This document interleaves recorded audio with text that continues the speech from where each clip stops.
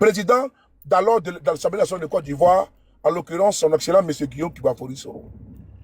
Et qu'est-ce qui s'est passé? En dernier recours, ils ont dit, bon, dernier ressort, pardon, ils ont dit, bon, c'est pas grave, comme toutes les structures nous refusent, il faut organiser chez l'honorable Soro Kanigi.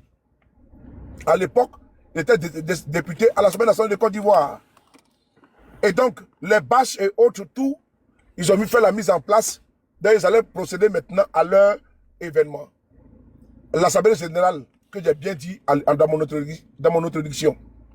C'est ainsi que des cadres que j'ai cités, l'ASPR, l'actuel maire de Korogo, et également conseiller de M. Alassane Dramane Ouattara, M.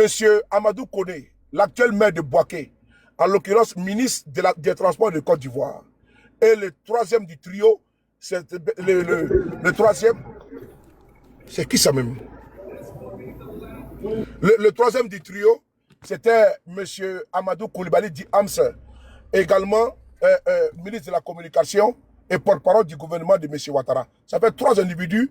Et si tu vois, il y a une singularité, il y a vraiment quelque chose qui, entre les trois là qui les rassemble.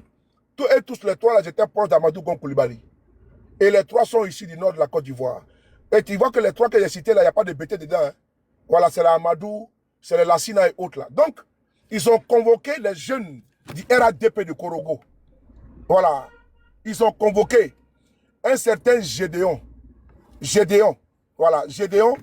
Et ils lui ont fait cas du projet qu'il fallait empêcher par tous les moyens l'Assemblée générale des jeunes du RACI à Korogo.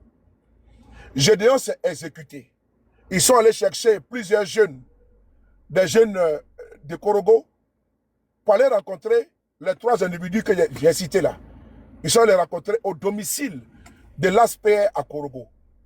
Séance tenante, l'ordre a été donné à ces jeunes-là d'aller empêcher l'Assemblée générale du RACI à Korogo, de la jeunesse du RACI à Korogo. Et ils ont remis la somme de 200 000 francs CFA. J'ai dit de façon claire, limpide et fluide. Ils ont remis la somme de 200 000 francs CFA aux jeunes là pour qu'ils puissent aller bien exécuter leur mission. Les jeunes ont eu également à leur disposition les véhicules de l'ASPR pour les conduire au lieu dit afin de pouvoir commettre leurs forfaits. Les jeunes ont été transportés là-bas. Pendant ce temps, les jeunes du RACI étaient en train de faire la mise en place. Ces jeunes-là étaient amochés, complètement saoulés, certains drogués, parce qu'ils ont pris cet argent-là pour aller bien s'alcooliser, pour venir, parce qu'il faut qu'ils soient dans un état second. Quand ils sont venus, ils ont tout saccagé. Je dis bien, ils ont tout saccagé. Ils ont commencé maintenant à faire de la bagarre avec les jeunes du RACI qui étaient présents. Ils ont planté des coups de couteau dans le cœur de Soro Kognon à Korogo. Et à l'époque, on pouvait monter des vidéos même de sang sur Facebook. Et si tu veux, je me prête également à l'exercice pour aller te montrer des photos de Soro Kognon où il gissait dans une mare de sang. Les militants du RDR, envoyés par des cadres là, sont venus et ils ont planté Soro Kognon, un jeune étudiant, avec plusieurs coups de couteau en plein cœur. Les pompiers sont venus, c'était déjà trop tard. Soro Kognon a perdu la vie là. Là, il a perdu la vie. Le préfet d'alors de Korogo a même fait une déclaration sur la RTI Info, où il a expliqué que les jeunes du RACI étaient en train de faire l'Assemblée générale et des jeunes sont venus tomber sur eux. Et il y a eu mort d'homme. Je t'informe également, frère, que le procureur à l'époque, il y avait un procureur à Korogo là-bas. Le procureur, il a fait un communiqué. Mais tu sais qui s'est saisi du dossier? C'est le procureur Adou Richard. Il a compétence à Abidjan. Mais le procureur Adou Richard a demandé que le corps de Soro Kognon soit envoyé à Abidjan pour nécessité d'enquête, pour autopsie. Quelqu'un qui a été poignardé de plusieurs coups de couteau en modo vision. Il demande à ce que le corps soit transféré où ça à Abidjan pour autopsie. Le corps fut transféré à Abidjan. Mais c'était la Libye. Sinon, c'était pour pouvoir camoufler et pour éteindre l'affaire. C'était sans compter sur notre détermination. Pendant près de 6 à 7 mois, le corps de Soro Kogno a été séquestré dans les placards de la République. Les avocats ont fait mains et pieds afin que le corps soit délivré et que le corps soit, n'est-ce pas, enterré dans les bonnes conditions, dans la tradition sénoufo. Les autorités d'alors ont refusé de remettre le corps de Soro Kogno. Et je t'informe, l'argument avancé qui était l'autopsie n'a jamais été réalisé sur le corps de Soro Kogno. Je répète encore, pour la deuxième fois, l'alibi qui avait été avancé par Adou Richard, qu'il fallait envoyer le corps de Soro Kogno à Korogo afin d'effectuer l'autopsie sur son corps. Mais, frère, il n'y a jamais eu d'autopsie sur le corps de Soro Kogno. Jamais eu d'autopsie sur le corps de Soro Kogno. Après avoir dit ça, mon très cher frère. Pendant ce temps, Amadou Gon, paix à son âme, et ses proches ont décidé d'approcher la famille et pleurer de Soro Kogno et demander à la famille de bien vouloir accepter la modique somme de 20 millions de francs CFA et d'enterrer Soro Kogno en catimini.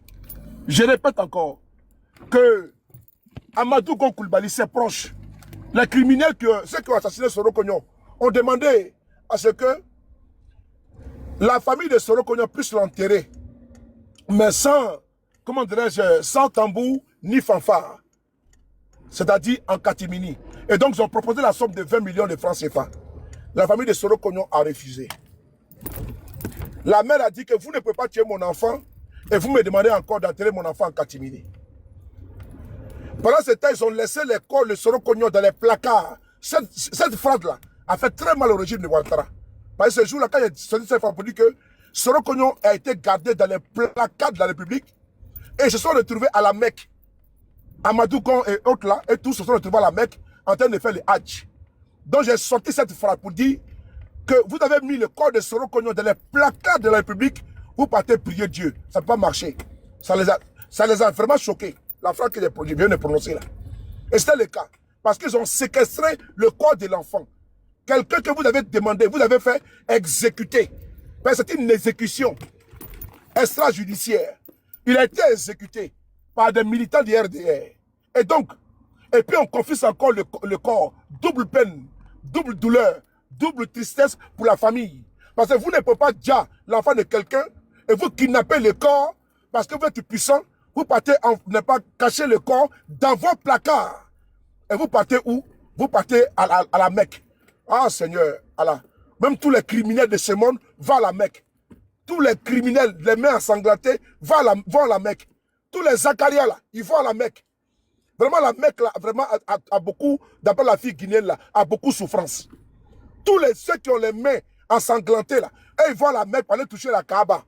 Comme si le fait d'aller à la Mecque là va absoudre les crimes, va dissoudre les crimes, va effacer les horreurs. Et donc, Soro Kogno là a été maintenu dans les placards de la République. Les avocats, dis-je, ont fait mains et pieds pour récupérer le corps de Soro Kogno afin que sa famille puisse l'enterrer. C'était le fils unique de sa mère, Soro Kogno, pour ta gouverne. Le fils unique de sa mère, étudiant de son état. Sa mère comptait sur ce jeune homme-là pour la sortir de la pauvreté. Mais le RDR a donné le baiser de la mort à ce jeune qui avait de l'avenir. Et donc, nous avons manifesté ici à Paris, à plusieurs reprises, devant l'ambassade de Côte d'Ivoire en France, pour réclamer la restitution de la dépouille mortelle de Soro Kogno. On a même manifesté au Stade de France, pendant que la France jouait contre Hollande. On est allé avec le drapeau de la Côte d'Ivoire, Ibrahima Amel Konaté, et puis on a mis dessus Soro Kogno. Et quand il devait avoir ici en France, le sommet de la France-Afrique, on a demandé également une autorisation de manifester. Puisque M. Ouattara, il n'aime pas pour son image, il a beaucoup peur. Et donc nous avons décidé, projeté de manifester devant l'ambassade. Les autorités compétentes policières françaises nous ont donné l'autorisation équivalente à la manifestation, avec le nom de personnes que nous avons annoncé. Mais les gars, le boss est en train de vous expliquer une histoire factuelle, mais tapoter républicain. Vous dormez en classe. Tapoter. Ce jour-là, donc, chers frères, nous sommes allés,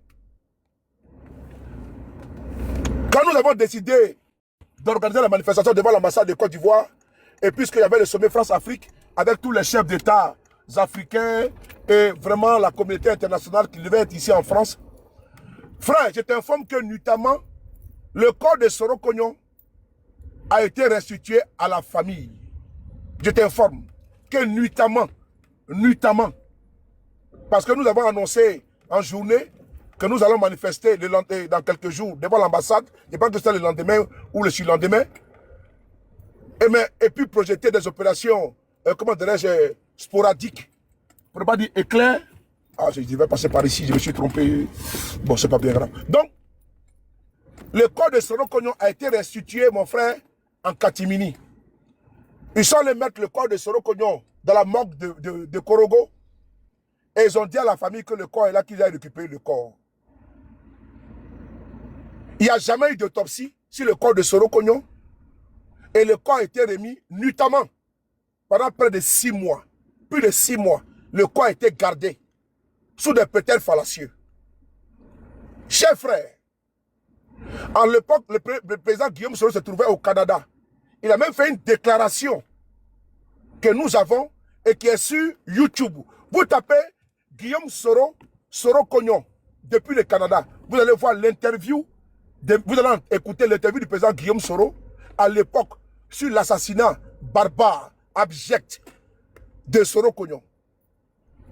Et donc, c'est un individu qui avait été arrêté à l'époque, qui se trouvait dans la prison de Bassam, qui était parmi le commando mortifère qui a donné la mort à Soro Kognon. C'est lui qui a été libéré, puisque lui, il n'était pas parmi ceux mêmes qui ont donné la mort. Ceux qui ont donné la mort sont en liberté. Et donc le juge ne voulait pas prendre, parce qu'un homme là, c'est sa conscience et Dieu. Le juge a une conscience. Le jeune a reçu la visite de son oncle. Plus tard, il a été abandonné en prison. Le juge a vu que le jeune qui est en prison là, lui, il était seulement que un individu qu'on voulait faire payer le prix à tous ceux qui ont commis, n'est-ce pas, les crimes et protéger les commanditaires. Le juge a trouvé bon de les mettre en liberté. C'est lui, sorti de prison, qui était parmi les individus, et qui n'avait pas donné la mort. C'est lui maintenant qui vient relater les faits qu'ils ont croisés. C'est là que je t'informe ici que l'ASPR, Amadou Koulibaly et, comment dirais-je, et Amadou Koné ont été cités par ces jeunes. Parce qu'il était présent. Et je t'informe que depuis qu'il a fait sa déclaration en 2018, là, aucun parmi eux n'a osé l'ouvrir. Ils sont vivants. Ceux qu'il a cités là, ils sont vivants. Amadou Koné, Amadou Koulibaly, l'ASPR, et tous sont vivants. Ils portent la responsabilité morale, la responsabilité historique, la responsabilité judiciaire de la mort de Soro Kognon. C'est eux qui ont demandé à ces jeunes d'aller empêcher par tous leurs moyens la faisabilité de l'Assemblée générale du RACI à Korogo. C'est eux également qui ont mis les moyens financiers, les moyens matériels. C'est-à-dire, ils ont mis de l'argent, ils ont mis les véhicules pour transporter, pour faire les jeunes là sur les lieux. Et il y a eu, n'est-ce pas, crime. Donc, chers frères, voici ici à tout casser. Bientôt, le mois prochain, en juillet, ça fait 8 ans que Soro Kognon a été assassiné. Et chers frères, pas parce qu'il n'y a pas eu de nom qui a été dit. Je viens ici de te donner ici les noms des commanditaires. Et les criminels sont connus. Je t'ai cité ici les têtes de pont. Amadou Koné, Amadou Koulibaly, l'ASPR et Gédéon, les responsables du RADP à Korogo à l'époque. Gédéon, tu peux le retrouver. C'est très facile. Mais ils n'ont jamais été interrogés. Ils n'ont jamais été inquiétés par la justice ivoirienne. Et il n'y a jamais eu de procès sur l'assassinat de Soro Kognon. Mon frère Ado, 2050. Voici ici un cas. Maintenant, si ce cas ne te suffit pas, j'ai encore d'autres cas. Puisque je pense que, avec ma petite expérience, j'ai beaucoup de cas. J'ai beaucoup de cas, des crimes crapuleux commis par ces régimes-là. Donc voici ce que je vais te dire sur le cas de Soro Kognon. Merci beaucoup. Merci. Voilà, si tu as chuté sur ce cas, j'ai noté quelques questions que je voulais te poser. Je peux? Vas-y, frère. Merci beaucoup. Voilà. D'abord, premièrement, ma première question, tu as dit dans ton allocution, bon, je suppose que tout ce que tu as dit, tu t'appuies sur des éléments factuels, selon toi, pour le dire. Voilà, je ne suis pas en train de... Je ne suis pas dans le secret des dieux pour dire que ce que tu dis, c'est faux, c'est faux, c'est faux. Voilà, mais moi, je m'en tiens à ce que tu as dit. Quand je t'écoute, tu as dit qu'ils ont demandé à des jeunes badous d'aller empêcher par tous les moyens l'Assemblée générale, voilà, du RACI.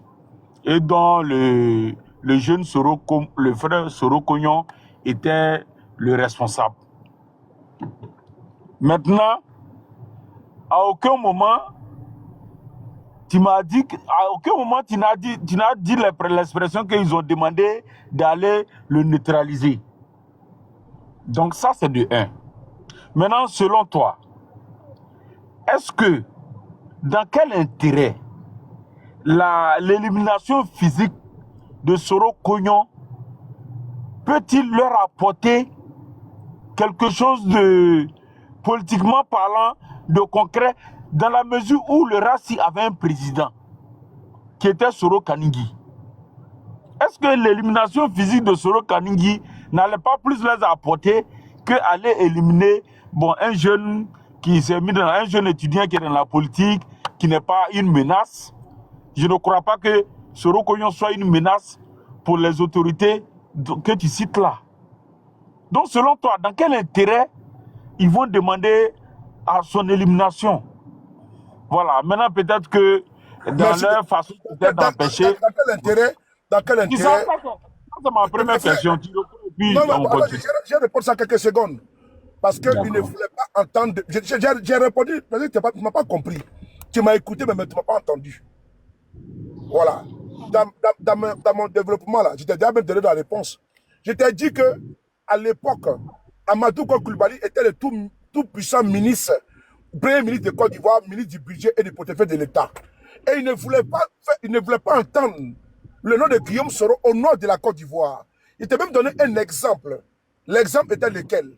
Que même un monsieur qu'on appelle Zie Bethelem, qui était un cadre de GPS, un pote de M. Guillaume Soro, a eu ses établissements brûlés au nord de la Côte d'Ivoire, précisément à Korogo. Je t'ai donné cet exemple-là. Et le RACI, là, c'était un mouvement proche de M. Guillaume Soro. Amadou Koulibaly, qui lorgnait le fauteuil présidentiel, voulait broyer, briser du Guillaume Soro. Mieux, plusieurs proches de M. Guillaume Soro à l'époque ont été congédiés, ont été licenciés à des postes à responsabilité. Que ce soit Issaka Fofana, que ce soit Mété Sendo à l'époque, tous ceux-là ont été congédiés. Donc la répression s'abattait sur le poste de M. Guillaume Soro. Je pense que j'ai répondu à ta question. Quel était l'objectif visé? C'était de ne pas d'effacer, de broyer du Guillaume Soro au nord de la Côte d'Ivoire. C'est tout. Et j'ai même des audios, j'ai même des enregistrements d'une mission au nord de la Côte d'Ivoire, auprès des chefs de village, pour les interdire de recevoir M. Guillaume Soro. Sur ce, je te fais écouter ça. C'est important. J'espère que tu vas bien écouter, mais c'est important pour... Voilà, il faut écouter ça. C'est le cas du RADP qui ont demandé qu'il ne faut pas que M. Guillaume Soro soit reçu au nord de la Côte d'Ivoire.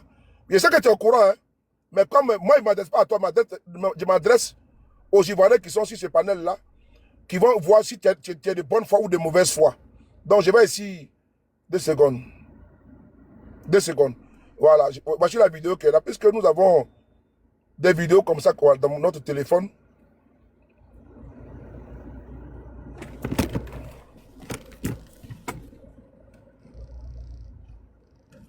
Deux secondes. Hein. Oh, je suis dans un bouchon de fou là. 2 secondes, hein, s'il vous plaît.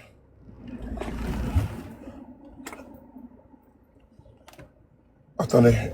Je pense que Ibrahim m'a envoyé ça ici. Je suis dans un bouchon de malade. Ok, rendez-vous à 40. C'est pas bien grave, je vais rester dans là.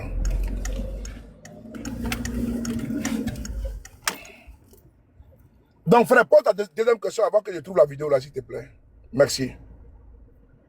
Ok, voilà. Donc, voilà, d'abord ma première question, même peut-être que tu n'as pas compris la question. En fait, j'ai parlé de son élimination physique. Voilà, sinon... Mais frère, oui, ils disent oui. que allez-y empêcher l'événement. Mais frère, si eux n'avaient pas demandé là, est-ce qu'il m'allait été commis? C'est un exemple. C'est eux qui ont demandé qu'il fallait empêcher l'événement du Rassi à Korogo. Et puis ils ont mis les moyens. Mais devant la justice, ils sont responsables. D'accord. Maintenant, ça, eux, maintenant, il faut poser la question. Non, je viens. C'est pas moi la question là. C'est pas moi qu'il faut poser. C'est ceux. Attends, c'est les commanditaires là.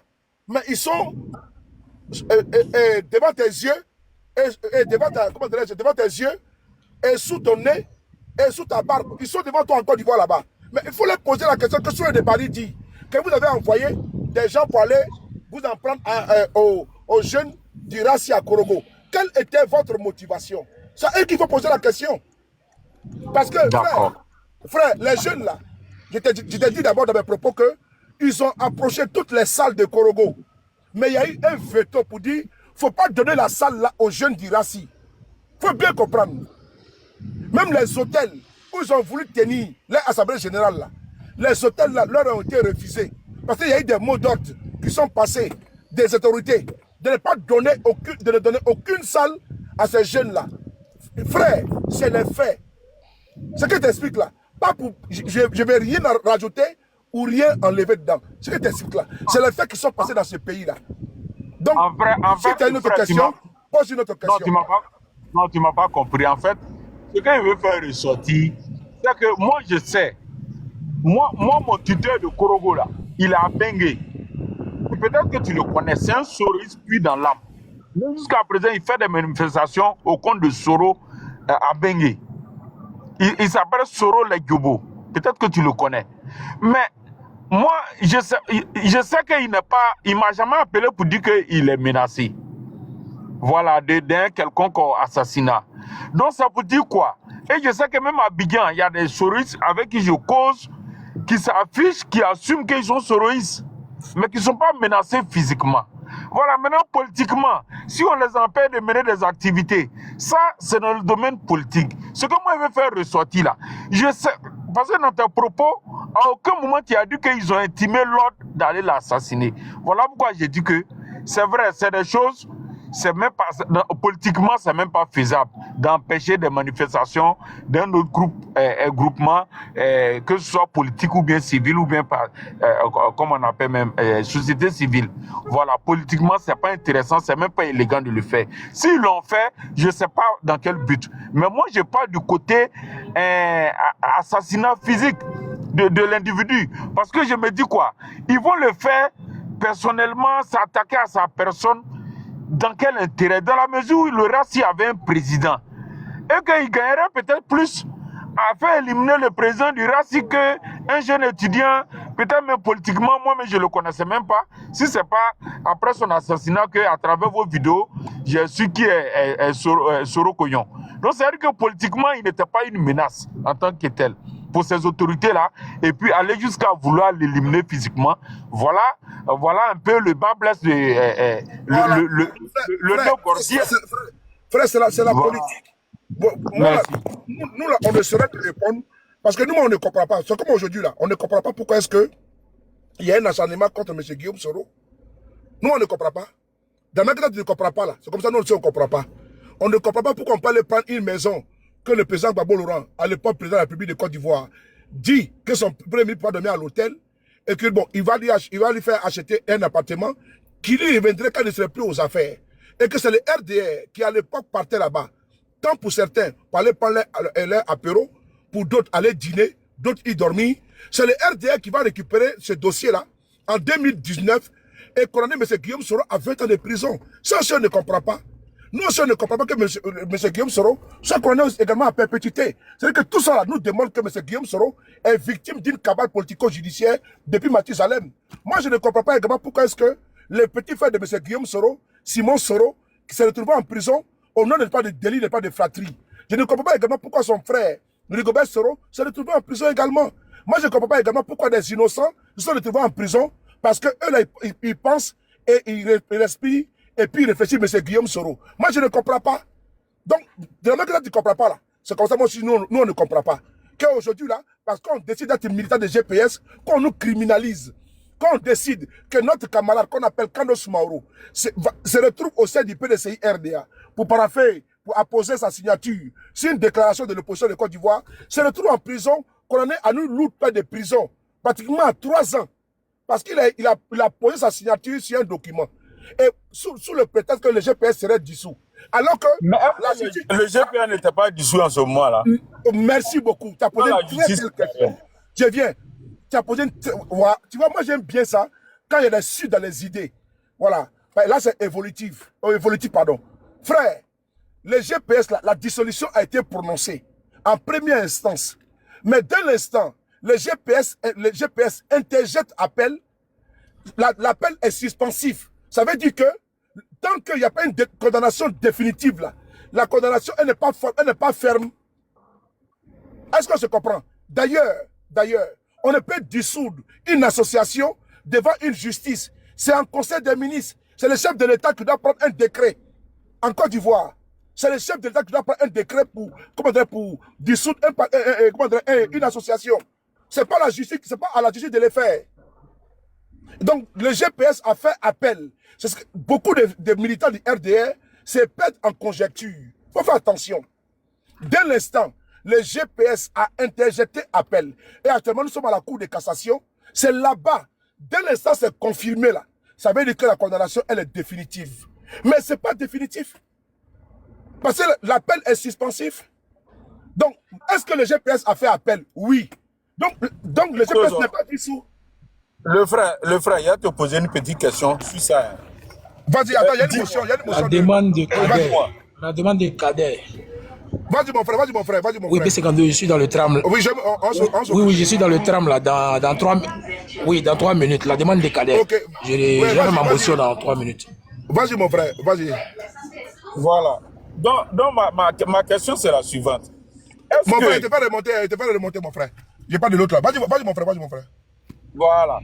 Est-ce que quand quelqu'un est condamné, et puis ses avocats font appel, est-ce qu'on le laisse en liberté? Il reste en prison, on le met en liberté pendant l'appel de ses avocats? Merci beaucoup. Merci pour la question. Al-Mustafa a été condamné à 5 ans de prison, il est où? Non, mais il ne faut pas prendre. Je t'ai posé une question. Je viens. Non, moi, je t'ai posé une question, mon frère. Bon, merci beaucoup. Le GPS est une personne physique ou une personne morale? C'est une personne morale. Merci beaucoup. Et donc, une personne morale, elle est en prison? Dans l'esprit, oui, mais dans l'esprit, oui, on peut dire ça comme ça. Mais tu as vu ça. Moi, je n'étais pas du droit, je n'étais pas de la loi. C'est une prison. On te dit que l'appel là, mon frère, faut pas faire ça. On te dit que condamné sans aller en prison, hein, le frère. C'est ça, aller en prison. Apoutou, il a été condamné en prison. Dans l'esprit là, mais une condamnation. Frère, c'est pas l'esprit. Non, faut laisser l'esprit là. On parle du droit et de la loi. Faut laisser l'esprit. Il faut laisser les interprétations. Parce que c'est ce qui fait en sorte qu'on se perd souvent. Faut laisser. Que dit la loi? Que dit les droits? C'est là le vrai point. La loi dit que si on te condamne, comme le cas de Al-Mustafa ou bien de Apoutou, tant que le juge ne décerne pas un mandat de dépôt, tu es en liberté. Vrai ou faux? Sinon, Apoutou a été condamné à 3 ans de prison ferme. Mais il n'est pas en prison parce que le juge n'a pas décerné un mandat de dépôt. Le débat, il est clos. Maintenant, que dit la loi? Est-ce que le GPS, en faisant appel, est-ce que la décision, elle est suspensive? Oui. Maintenant, pourquoi le fait de l'appliquer? C'est tout, mon frère. En droit, il n'y a pas d'interprétation. Je suis désolé. Parce que le même cas s'applique à Al-Mustafa où le juge n'a pas décerné un mandat de dépôt. Mais dans le cas de GPS, est-ce que la loi autorise à ce que quand il y a appel interjeté, est-ce que c'est suspensif? Oui, c'est suspensif. Mais pourquoi on refuse d'appliquer un exemple à... C'est quoi ça? Drapeau. Maintenant, les GPS, pourquoi au niveau des GPS, la loi, le droit n'est pas respecté. Parce que M. Guillaume Soro, c'est tout, mon frère. C'est tout. Merci. D'accord, ok. Non, ça c'est ton point de vue, hein, je le respecte. Non, Ce que je vais dire. mon frère, s'il te plaît. Je ne donne pas de point de vue. Je t'explique ce que la loi ivoirienne dit. Que quand le GPS interjette appel là, est-ce que c'est suspensif, oui ou non? Oui, c'est suspensif. C'est tout. Vraiment, vous fatiguez aussi. Hein? Regardez comment tu vas. Ça va très bien. Moi, je voudrais intervenir, non sans manquer de dire déjà bonjour à tout le monde sur le panel. Mais bon, on discute avec quelqu'un qui veut entendre et qui veut comprendre. Parce que ce que tu es en train de dire, c'est simple, c'est pas un point de vue que tu es en train de donner.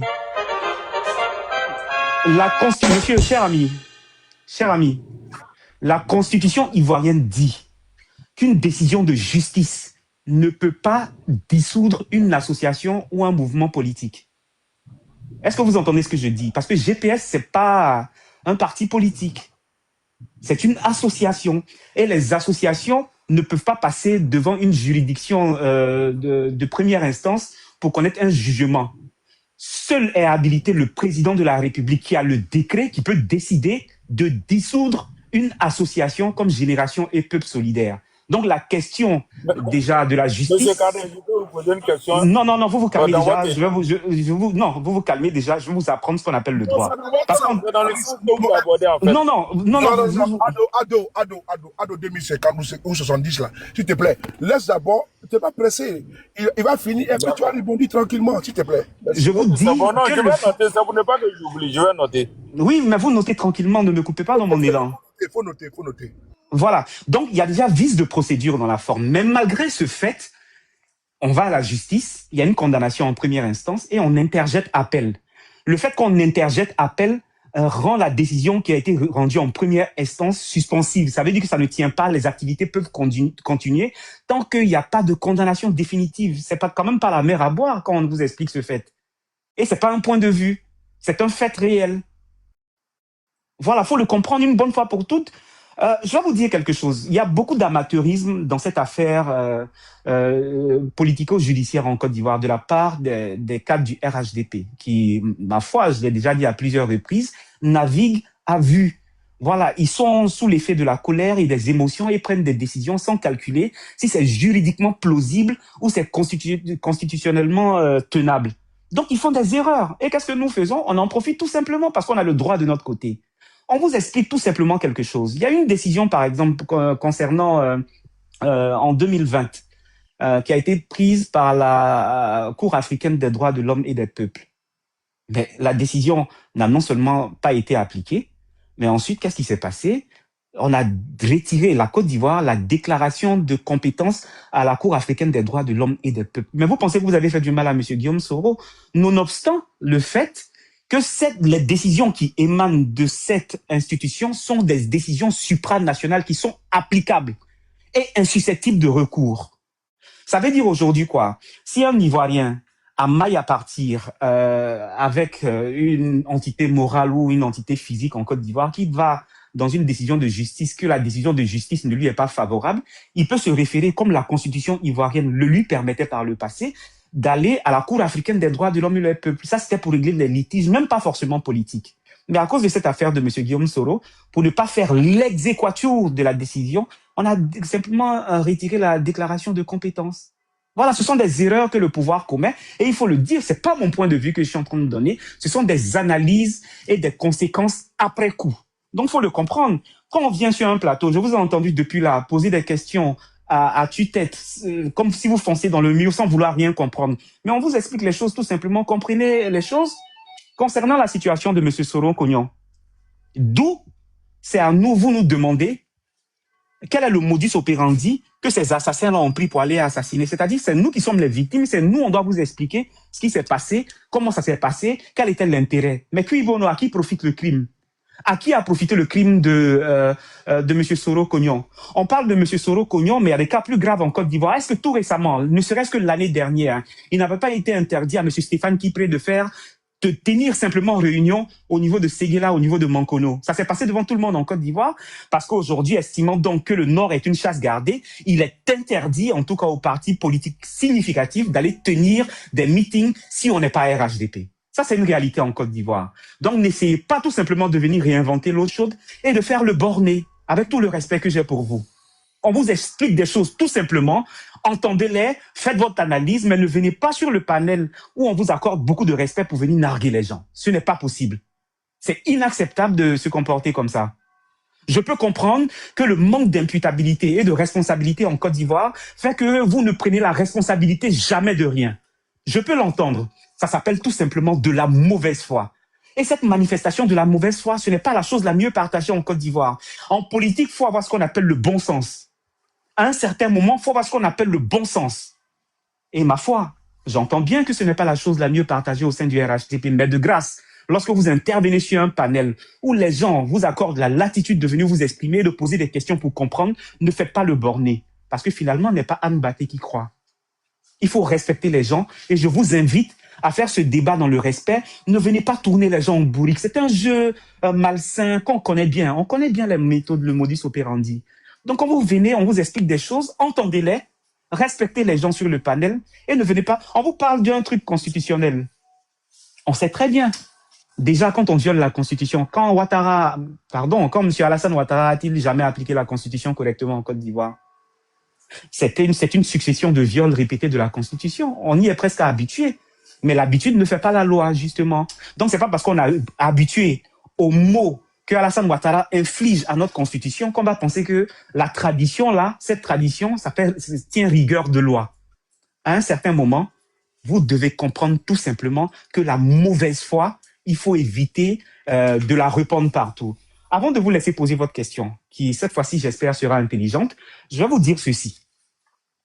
Voici une question sur laquelle vous êtes encore en train de transiger. Vous êtes en train de faire de la manifestation de la mauvaise foi. Le gouvernement rejette la faute sur le district. Le district rejette la faute sur un individu lambda et personne ne sait qui est le responsable des déguerpissements alors que vous tenez les rênes du pays. Le pays va à volo à cause du manque d'imputabilité, à cause du manque de responsabilité. Et depuis 16 ans, on a remarqué que personne n'est jamais responsable de rien en Côte d'Ivoire. Ah oui, on fait des comparaisons à travers un anachronisme qui ne dit pas son nom. Ah, autant de Gbagbo, autant de Bédié, c'était comment? Mais c'est vous qui êtes aux affaires. C'est vous qui gérez le pays. Si on ne sait pas qui est responsable d'un assassinat pour un simple meeting à Korogo, c'est que vous êtes des irresponsables, vous êtes des incapables. Ou bien vous êtes complices de ce qui vient de se passer. Si on ne sait pas qui est responsable des déguerpissements dans un pays comme la Côte d'Ivoire, ça veut dire que les Ivoiriens dans leur grand ensemble sont en danger. Ce manque de responsabilité est une mauvaise foi caractérisée. Et ça, je tenais à vous le dire. J'attends votre question et j'espère que cette fois-ci, ça sera une question qui colle un peu avec le bon sens. D'accord.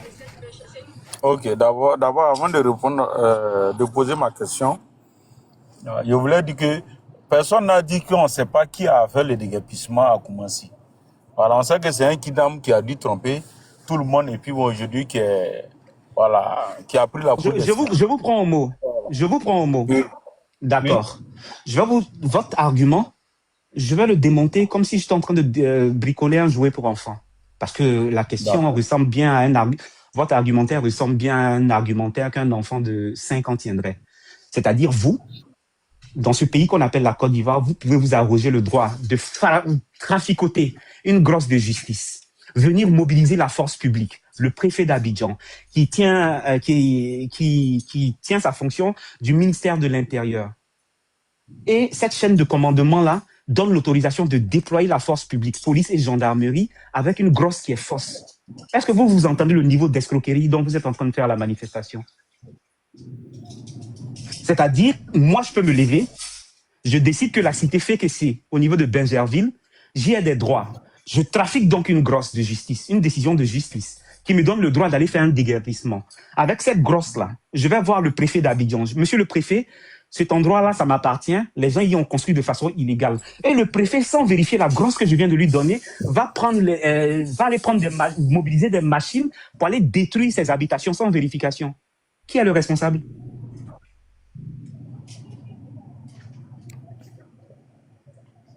Alors, d'accord. Non, qui est le responsable? C'est une question. Hein. Mais D'accord. bien sûr, Les ça en a tout l'air. responsabilités, bien évidemment, parce qu'une autorité est en droit de vérifier tout document on lui présente avant de s'engager dans quoi que ce soit. Donc, pour ma part, je l'ai déjà dit sur ce panel, voilà, que je suis outré de cette situation Il de ne s'agit Koumassi pas là. seulement d'être outré, parce que toute la Côte d'Ivoire est sous le choc à cause du manque Oui, d'accord, mais d'imputabilité et de responsabilité. Il faut après, c'est situer aux les autorités responsabilités. Non, oui, après, c'est aux autorités de situer les responsabilités et non, puis de prendre les... non, ce n'est pas aux autorités de situer les responsabilités. Dans un pays normal, c'est à la justice de prendre ses responsabilités. C'est comme Oui, ça, mais comme ça fonctionne dans un pays normal. C'est pas au la justice ne fait pas RHDP, partie des autorités. ce n'est pas au RHDP. Pourquoi il y a Non, des autorités? non, il faut appeler un chat, C'est pas les monsieur. autorités judiciaires. Il faut appeler un chat un chat. Donc, quand vous parlez, soyez plus précis. Voilà, on ne peut pas, même si on sait que la justice en Côte d'Ivoire est inféodée aux desiderata et aux mantras du clan Alassane Dramane Ouattara, c'est la justice, Bon. à la justice ivoirienne de prendre ses responsabilités pour situer les responsabilités et de faire des sanctions à travers une coercition qui sera non seulement effective et qui va servir d'exemple pour une dissuasion plus tard si des gens veulent s'amuser à faire ce genre d'impair en Côte d'Ivoire. Ça, faut l'entendre. D'accord. C'est tout simple. Maintenant, après... Donc, ne cherchez pas de midi à 14h, ne cherchez pas de midi à 14h. On est tous, ouais, vous pouvez me laisser placer une. On est tous d'accord. Bon, maintenant, après, on va me dire encore que le ministre de la Justice est du RADP. Bon. Donc, on tourne en rond dans tous les cas. Ce qu'on dit, on dénonce ce qu'il y a à dénoncer. Et puis, bon, comme je l'ai dit, c'est aux autorités compétentes, voilà, judiciaires, de prendre leurs responsabilités et puis de nous dire, voilà, ce qui s'est réellement passé et qu'est-ce qui n'a pas marché. Voilà, s'il faut sanctionner, on sanctionne. D'accord. Parce que j'estime que bon, Voilà, ne comptez pas sur moi. question- Attendez avant votre question. Ne comptez pas sur moi pour que ce débat aille de Charibansi là. Ne comptez pas sur moi parce que je vais garder une proportion pour qu'on reste dans la logique et une forme d'intelligibilité. Il faut qu'on le fasse dans ce débat. Mais vous pensez que nous, dans un pays comme la Côte d'Ivoire, quand un procureur de la République estime que lui, il peut venir, par exemple, sur la place publique pour dire que lui, il a l'opportunité des poursuites. Ça veut dire qu'il n'y a plus de présomption d'innocence. On rentre dans la notion politique de la chose où on parle de présomption de culpabilité. Et ça, c'est une notion fortement politique. C'est-à-dire, sans crier gare, on peut prendre Zibi, le mettre en prison, on lui inflige un mandat de dépôt alors que sa condamnation n'est même pas effective. Ça, c'est un cas. Mais lorsque quelqu'un qui est aujourd'hui député suppléant, qui s'appelle Abdoulaye Wassa, se permet, avec un liquide cramoisi qui s'apparente à du sang, par exemple, aller attaquer la résidence du président Henri Konan Bédié. Pourquoi n'est-il jamais interrogé? Parce que justement, il est du RHDP et le procureur a l'opportunité de la poursuite, comme il a dit. Pourquoi dans un pays comme la Côte d'Ivoire, certains se permettent, sur les réseaux sociaux, de souhaiter la mort à M. Henri Konan Bédié, de souhaiter la mort au président Laurent Gbagbo, de souhaiter la mort à M. Soro Guillaume, de faire des invectives les plus vilaines, les plus grandes vilainies sur les réseaux sociaux? Personne n'estime que c'est quelque chose de grave, mais lorsque, par exemple, Steve Biko, qui est en Mauritanie, se permet de dire ce genre de choses, on déploie même un groupement présidentiel pour aller le chercher. Mais pourquoi déployer autant de force dans un pays où on veut qu'il y ait l'équité et la justice à s'acharner dans une forme de manichéisme, parce qu'il faut le dire, le RHDP estime donc qu'il y a les bons d'un côté qui sont dans leur camp et les mauvais qui sont des opposants. Voilà pourquoi il y a la notion de haine qui est le seul argument que vous avez quand vous développez lorsqu'on développe des arguments qui sont factuels. Pourquoi dans un pays, on a l'impression donc, non, ce n'est même pas une impression d'ailleurs, pourquoi dans un pays comme la Côte d'Ivoire, la justice a plusieurs vitesses? On prend le frein à main sur des...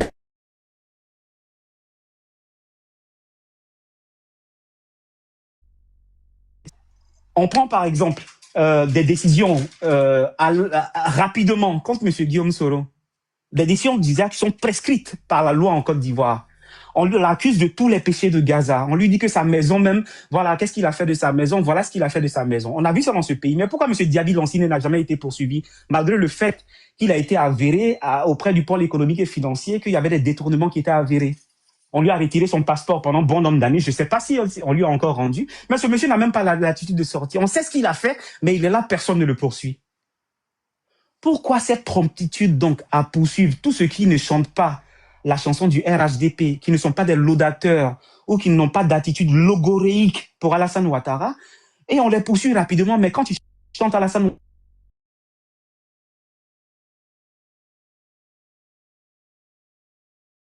parce que tu es RHDP. C'est le poète français qui disait « Les jugements de cour, selon que vous soyez riche ou pauvre, vous rendront blanc ou noir. » En Côte d'Ivoire, c'est la même maxime. Selon que vous soyez RHDP ou pas, vous n'êtes pas soumis à la justice à la même vitesse ni à la même enseigne. Ça, c'est la réalité désormais en Côte d'Ivoire. Et il faut le faire. J'attends votre question. D'accord.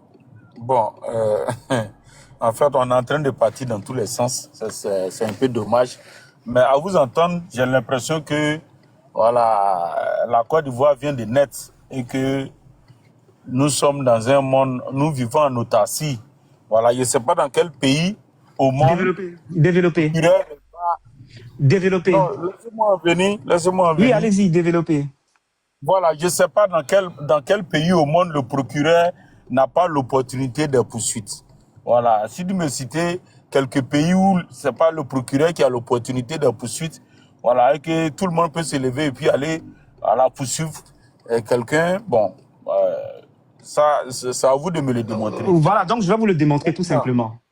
On parle d'un procureur, on parle d'un procureur de la République. On n'a pas parlé d'un procureur. Attendez. On parle d'un procureur de la République, qu'on soit en France, qu'on soit aux États-Unis, où on parle de procureur, qu'on soit dans n'importe quel pays, il y a le procureur de la République. On n'a pas dit procureur du RHDP. Vous savez, même un membre du gouvernement de M. Emmanuel Macron, lorsqu'il va commettre un impair, le procureur de la République ne va pas regarder sa coloration, qu'il soit macroniste ou pas, proche du pouvoir ou pas, pour le poursuivre. C'est ce que je suis en train de démontrer. Qu'il soit de l'opposition, il va subir les fautes de la justice. Parce que le procureur va emmener l'affaire devant un juge pour que l'affaire soit jugée. Donc, il n'y a pas de manichéisme au niveau de la justice en France. Mais en Côte d'Ivoire, j'ai assez démontré que le procureur, se targuant d'avoir l'opportunité des poursuites, peut se permettre non de poursuivre un seul camp. Depuis 16 ans, c'est ce qu'on vit en Côte d'Ivoire. C'est son droit ou pas? Non, ce n'est pas son droit. C'est pas son droit? Non, ce n'est pas son droit. Mais je l'ai démontré. Je l'ai démontré parce qu'il n'est pas procureur du RHDP, il est procureur de la République. La République, ce n'est pas le RHDP.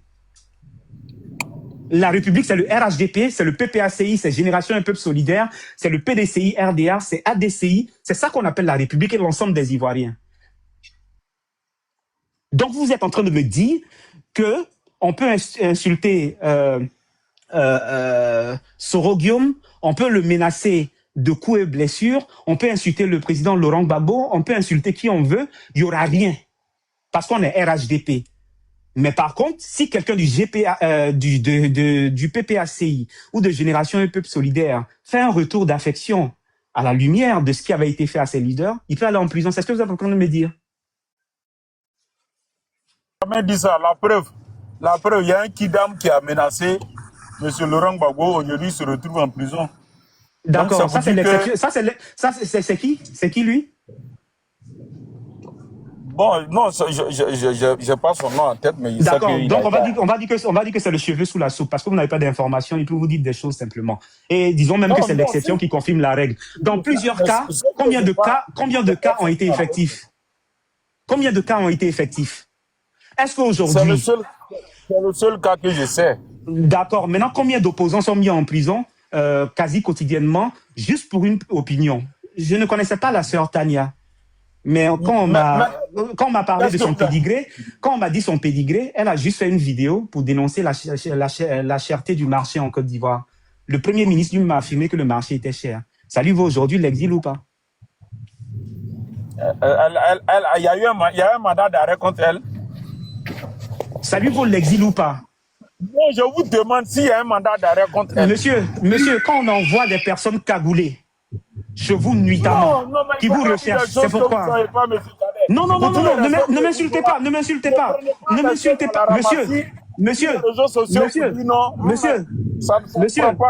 monsieur, oui.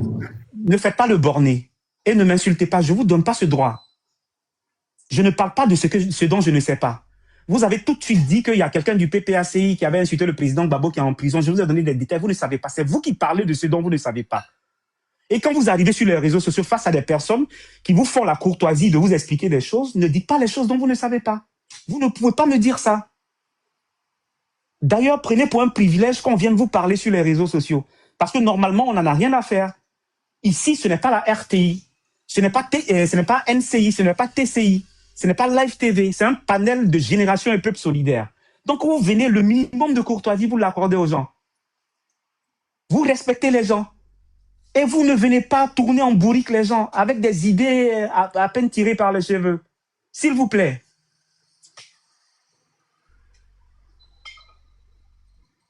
J'attends votre question pour terminer et puis on va vous faire descendre du panel. Je vais intimer l'ordre à Nina de vous faire descendre du panel parce qu'on est en train de tourner en bourrique sur des sujets importants. Vous êtes en train de faire du coq à l'âne. Non, ce ne serait pas nécessaire de demander qu'on me descende. Moi-même, quand je finis avec ma question, je vais prendre congé de vous. D'accord, très Voilà, bien. Vous avez au moins du bon sens, vous savez prendre la poudre d'escampette. Merci, merci. C'est pas bien grave. Voilà. Dans la vie, il faut savoir s'effacer. Voilà, quand il n'est plus, voilà, le bienvenu. Voilà. Donc, c'est ce que j'essaie de faire. Voilà. Donc, ma question, très respectueusement, c'était de savoir, au moment de la dissolution du GPS, le GPS avait-il son récépissé? Oui ou non? Merci. Et ce sera ma dernière question. D'accord. Bon, vous savez, chers amis, je pense qu'il n'est même pas pertinent de répondre à ce monsieur parce que je le pensais un tantinet prédisposé à un débat sérieux. Mais comment on va dissoudre une association en justice qui n'a pas de récépissé? Comment on dissout quelque chose qui n'existe pas? Parce que la notion de dissolution parle de quelque chose qui existe. Mais comment on va dissoudre quelque chose qui n'existe pas? Mais je me demande comment l'intelligence a pu partir à des années-lumière du RHDP à un certain moment. C'est une question que vous posez comme ça à moi? Nina, invitez-le à descendre, on va passer à autre chose, sur des questions plus sérieuses.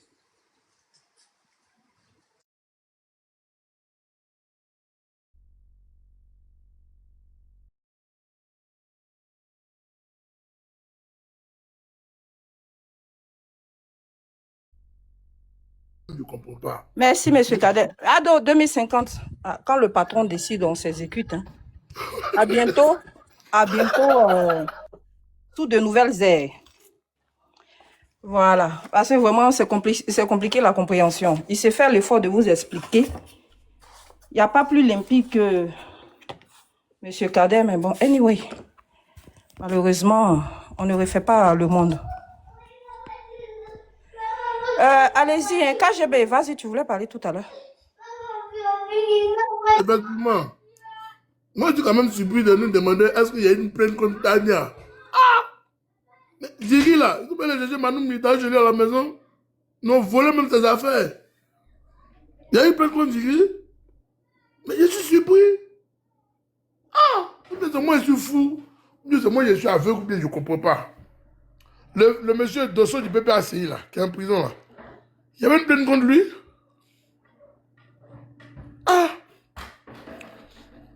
Monsieur Kano Soumao, il y avait une plainte contre lui. Quelle était la plainte? Le motif de la plainte c'était quoi? Monsieur El Amadou Traoré, le motif de la plainte contre lui c'était quoi? En fait, je suis sidéré. Monsieur Blaise Las, il est en prison aujourd'hui. Il y avait une plainte contre lui. Mais à un moment donné, le aide doit arrêter de nous prendre pour des idiots. Monsieur, comment il s'appelle? Le frère Walino Koulibaly. Quelle a été la plainte contre lui? Il n'y en avait aucune. On a entendu ici Bazier parler de lui. Mais je suis quand même. En fait, quand j'écoute les militants du aide, j'ai mal à la tête. C'est comme on dit non, quand je me tiens trop agressif. Je ne suis pas agressif, je suis réaliste parce qu'ils se foutent de nous. Là, tu vois, ils sont en souffrir. Hein? Et moi, je souffre et puis on vient s'asseoir là, on vient à côté des bobos aux gens. Ça, c'est un manque de respect. C'est que nous tous, on voit la situation du pays. Mais on veut tourner, on veut nous mettre dans des situations bizarres pour nous faire passer pour des tontons dans le système. Je ne comprends pas. Quelque chose qui est là, c'est vrai. On dit non, c'est pas ça. Il faut partir de l'autre côté là-bas. C'est là-bas que c'est bon. C'est quoi ça? On a une situation qui est là où il y a un monsieur qui vient s'asseoir devant nous à la RT pour dire qu'ils ont cassé la maison des gens. On dit lui, il avait 32 hectares. On finit, on nous dit non, la justice dit qu'il se reconnaît. Le procureur de la République sort. Le procureur de la République sort pour dire que tout le dossier là, c'est un faux dossier. Ah, tiens. Donc, ils sont partis mettre 40 000 personnes au dehors pour dossier brouté. Eh, vous êtes fort, hein? Dossier brouté. Est-ce que vous entendez la gravité de la situation? C'est-à-dire que broutage même et tu Internet, les petits enfants là, on a mis ça de côté, c'est de l'administration maintenant à broutage. Jusqu'on va déployer 200 hommes en armes. On va déployer 10 bulldozers, venir détruire tout un quartier. Et on nous dit non, qu'il y a eu erreur. Mais le procureur même s'assoit puis vient faire communiquer là. Moi, excusez-moi de le dire, mais c'est un idiot. Moi, il n'y a pas lu ça là. Moi, il n'y a pas lu ça. Mais ça, c'est malédiction. KGB, Non. KGB, just Oui. listen to me. Le niveau Ouais. même, Monsieur Kone Brahma, aujourd'hui procureur de la République. Quand j'ai utilisé l'expression tout à l'heure pour dire que la Côte d'Ivoire a de Charib en Silla, mais il est symptomatique justement de ce fait. Abdou Richard, on sait que c'était un procureur qui était stipendié RHDP. Il le faisait, mais il y avait une forme d'élégance. Mais excusez-moi d'être un peu digressif dans mon discours pour dire quelque chose qui n'est pas de ma nature. Mais ce procureur-là a toutes les allures d'un procureur Nyambro. C'est un dramanien, lui. Dans l'ensemble de la nullité, c'est le procureur le plus nul que la Côte d'Ivoire a connu. Excusez-moi. C'est ce même procureur-là, sur l'histoire de M. Mangwa Jacques, à Boaké, qui était le responsable de l'emprisonnement de Mangwa Jacques, alors que, c'est-à-dire en Côte d'Ivoire, une personnalité comme M. Mangwa Jacques dit publiquement, Monsieur le procureur, on a constaté dans un environnement mitoyen à mon domicile qu'il y avait quelques armes et des munitions. Donc je vous signale ce fait parce que je n'en suis pas le propriétaire ni le responsable. Mais ils ont pris M. Mangwa Jacques, ils l'ont mis en prison jusqu'à ce qu'il aille à Patresse. Il est décédé. Mais c'était Kone Brahma qui était à la base. Nous savions dès lors que la Côte d'Ivoire était en danger, si quelqu'un comme ça vient à être procureur de la République, près le tribunal d'Abidjan, mais c'est n'importe quoi. En Côte d'Ivoire, en ce moment, j'ai l'impression, excusez-moi, vous connaissez mon élégance, j'aime pas dire les choses pour blesser inutilement. Mais M. Alassane Dramane Ouattara, bon, même si mal nous a pris à un certain moment de croire qu'il était un gentleman, un personnage policé, mais en conséquence, qu'est-ce qu'on a en retour? J'ai l'impression que le monsieur est pris finalement de sénilité, qu'en Côte d'Ivoire, c'est devenu un pays bordélique où chacun se lève pour faire ce qu'il veut. C'est ça le problème en Côte d'Ivoire en ce moment. Alassane Ouattara, peut-être c'est l'âge, peut-être c'est la sénilité. Je ne veux pas dire des choses, vu son âge, c'est une bénédiction d'atteindre cet âge-là. Mais à un certain moment, c'est lui-même qui disait, lorsqu'on est incapable, lorsqu'on est fatigué, comme il le disait au président zimbabwéen Robert Mugabe, qui l'invitait à quitter le pouvoir dans la dignité. Mais aujourd'hui, je fais une corrélation facile avec le Cameroun. Et les médias internationaux avaient vite fait de faire cette remarque, peut-être qu'on ne considérait pas ce fait.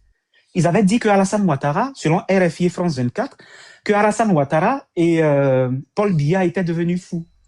Mais j'ai l'impression que c'est la sénilité.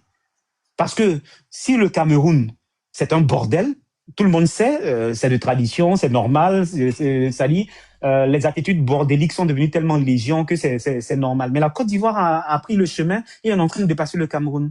Sinon, comment dans un pays sérieux, un personnage, un kidam peut se lever, prétendre posséder 34 hectares, 34 000 mètres carrés d'un territoire comme Koumassi, prétendre avoir une grosse, aller mobiliser la force publique, aller détruire les habitations des gens, près de 40 000 personnes au dehors.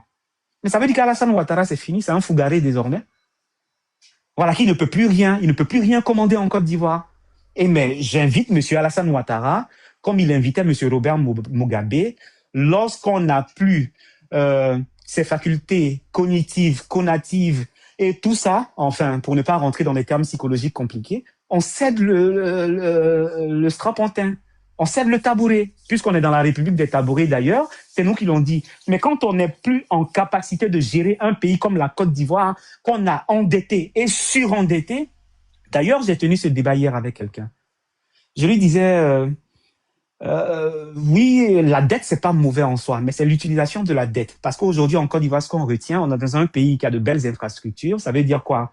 Si vous avez une crise dedans, ou bien vous avez une crise cardiaque, que vous appelez le SAMU. D'ailleurs, pour que le SAMU arrive, c'est la croix et la bannière. Mais une fois que le SAMU arrive, vous prenez un bel échangeur, vous arrivez vite pour arriver au CHU de Cocody, mais si vous n'avez pas d'argent, on ne peut pas vous soigner.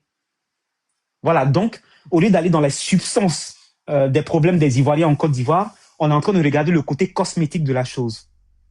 Abidjan, seulement, je ne vais même pas parler de la Côte d'Ivoire, c'est une belle femme, mais qui est à l'intérieur pourri. Ça, c'est la réalité. Et c'est du fait de la politique de M. Alassane Dramane Ouattara que nous dénonçons au quotidien. Mais si j'étais en Côte d'Ivoire et je faisais ce genre de dénonciation, peut-être que je serais un abonné privilégié des cellules les plus dures de la maison d'arrêt et de correction d'Abidjan. Mais je peux m'autoriser de le dire. Dans des démocraties, comme Ouattara veut l'entendre, alors que c'est tout le contraire qu'il pratique, on peut se permettre de dire des choses. Je n'accepte pas l'invective. Même en France, aux États-Unis, je regardais par exemple la finale de NBA Championship, le match 3 à New York City, où Donald Trump était présent, mais les gens l'ont non seulement hué, on lui a fait des doigts d'honneur. J'ai pas vu de personne encagoulée ou bien la police ICE aller chercher ces gens-là pour les mettre en prison. Mais aujourd'hui, à cause de l'autocanonisation, c'est-à-dire ils se sont tellement sanctifiés que M. Alassane Dramane Ouattara a été élevé au rang de démiurge. C'est-à-dire, c'est un crime de lèse-majesté aujourd'hui que de même critiquer Alassane Ouattara, parce qu'on pense que c'est un homme qui est sorti des cuisses de Jupiter.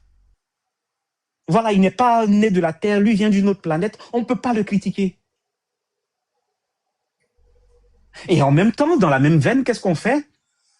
On s'attache les services donc d'influenceurs, entre guillemets, parce que je l'ai dit la dernière fois, un influenceur n'influence que des influençables. On s'attache les services d'influenceurs qui vont venir faire quoi? Vanter les mérites d'un pouvoir à longueur de journée, citer Papa Alassane Ouattara comme l'homme le plus beau de la Terre. Bon, ça, c'est pas grave, ça c'est comme propose, il y a tellement de vacuité qu'on va pas revenir sur ce genre de choses.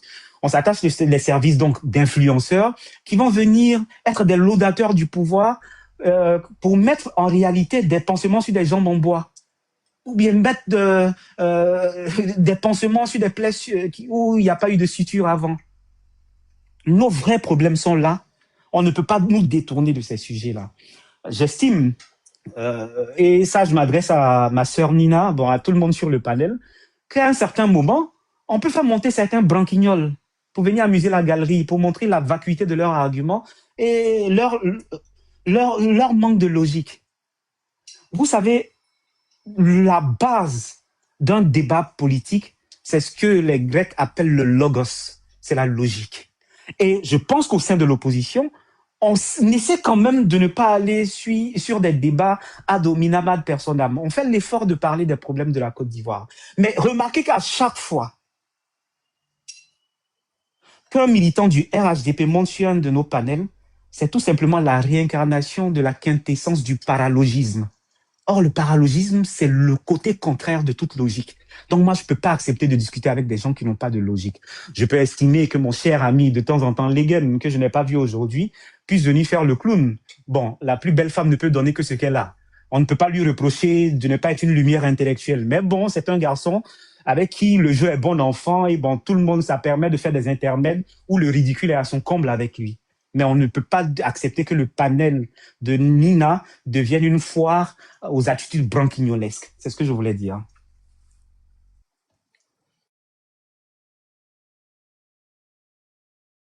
Vas-y, tu prends la parole, vas-y.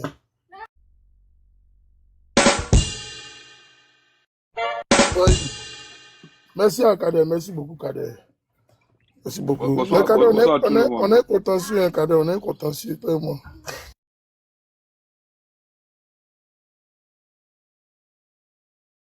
KGB, est-ce que le cadre t'a donné l'autorisation de le tutoyer?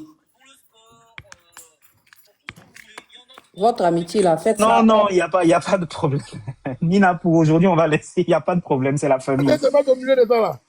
Non, mais tutoyer quelqu'un, c'est pas mal. Faites votre amitié Voilà, loin du tutoyer quelqu'un, panel. c'est pas mal. Il faut arrêter ton papatouille là. Tutoyer quelqu'un, c'est pas mal. Hey, Legen, je ne suis pas en train de plaisanter. Hein. Non, monsieur KGB, priez de faire votre amitié loin du panel. Quand il arrive, Oh, c'est monsieur Kader. On a dit Merci. donc tu as appelé monsieur Daniel Koulibaly maintenant. Kader, s'il devient ministre, maintenant, tu vas l'appeler comment? S'il devient ministre, tu as dit ministre Kader, c'est ça? Citoyen, c'est pas qu'un crime, madame. Legen, c'est pas ton ami. Hein. Je vais te jeter, je plaisante pas. Hein. Quand je suis sérieuse, arrête de mettre la plaisanterie partout. Hein. 9h, si tu es disponible, ou bien monsieur Drabo, c'est Drabo, si je ne me trompe pas bien. Nina, comment tu vas? Salut. Oui, Zier. Même Zier, c'est un responsable. Non, normalement, c'est monsieur Zier. Salut à Kader. Comment tu vas, Zier? Salut à monsieur Kader. Oui, ça va. Salut à monsieur Kader. Les gars, j'ai une question qui me taraude l'esprit là. Ton responsable, comment on l'appelle? Bob le mannequin. Parce que c'est ton responsable, hein? Bob le mannequin qui appelait à mobiliser tous les enfants du Nord et préparer à faire la guerre. Là. Mais aujourd'hui, là, vos militants sont en difficulté dans les décombres là-bas. Il ne peut pas aussi appeler ces gars à venir à l'aide au RHDP qui sont en difficulté, qui dorment aujourd'hui sous des, comment on appelle, sous des bâches dans les décombres là-bas. Là. Il ne peut pas les appeler à venir à l'aide à ceux-là aussi. Ou bien c'est comment?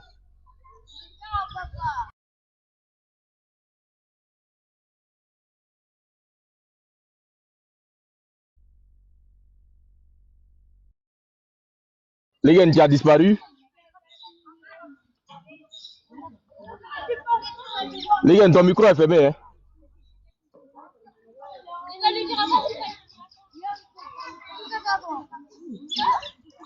Alors, les gars ont disparu. KGB, vas-y. Hein?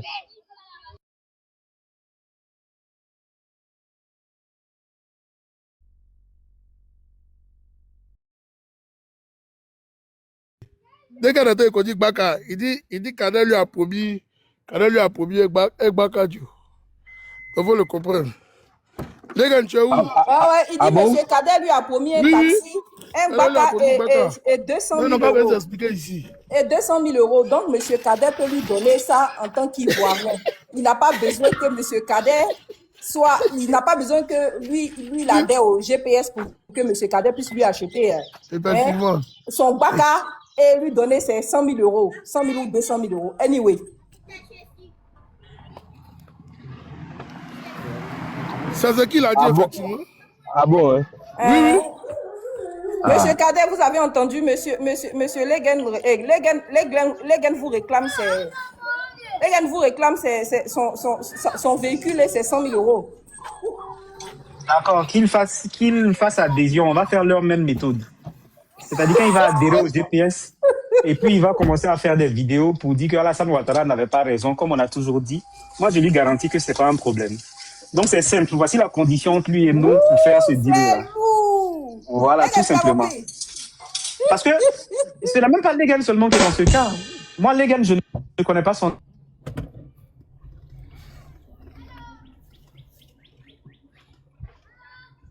Ah, Legen, il faut penser à ton parachute qui veut tomber là.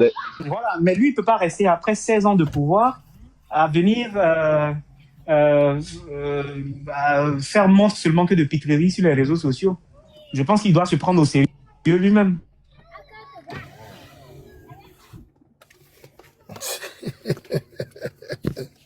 Monsieur Kader, ça va là, il me bronze. Ça va. J'espère qu'il a compris. Monsieur Kader, non, je suis là qui t'a envoyé, j'étais à 3 là. Je suis là qui était à 3, je viens maintenant sur Paris. Donc ça va. Donc tu n'as pas ce qu'on dit.